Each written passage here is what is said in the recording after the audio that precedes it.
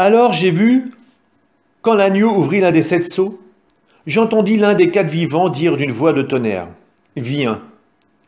Alors j'ai vu. Et voici un cheval blanc. Celui qui le montait tenait un arc, une couronne lui fut donnée, et il sortit vainqueur pour vaincre à nouveau. Et quand il ouvrit le 2e sceau, j'entendis le 2e vivant qui disait, « Viens !» Alors sortit un autre cheval, rouge feu. À celui qui le montait, il fut donné d'enlever la paix à la terre, pour que les gens s'entretuent, et une grande épée lui fut donnée. Et quand il ouvrit le 3e sceau, j'entendis le 3e vivant qui disait, « Viens !» Et alors j'ai vu. Et voici un cheval noir. Celui qui le montait tenait à la main une balance. Et j'entendis comme une voix au milieu des 4 vivants. Elle disait, « Un denier, la mesure de blé. Un denier, les 3 mesures d'orge.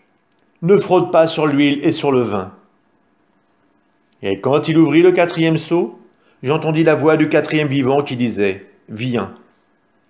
Alors j'ai vu. Et voici un cheval verdâtre. Celui qui le montait se nomme la mort. Et le séjour des morts l'accompagnait. Et il leur fut donné pouvoir sur un quart de la terre pour tuer par le glaive, par la famine et par la peste, et par les fauves de la terre. Et quand il ouvrit le 5e sceau, je vis sous l'autel les âmes de ceux qui furent égorgés à cause de la parole de Dieu et du témoignage qu'ils avaient porté. Ils crièrent d'une voix forte, « Jusqu'à quand, Maître saint et vrai, resteras-tu sans juger, sans venger notre sang sur les habitants de la terre ?»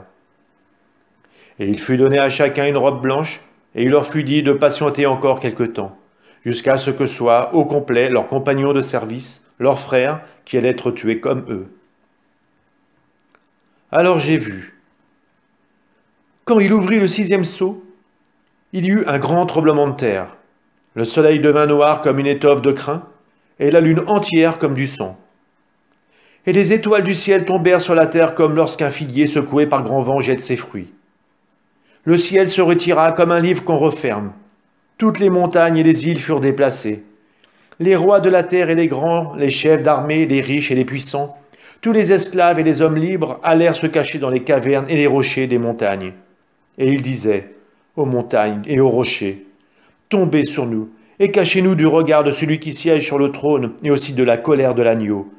Car il est venu le grand jour de leur colère, et qui pourrait tenir ?»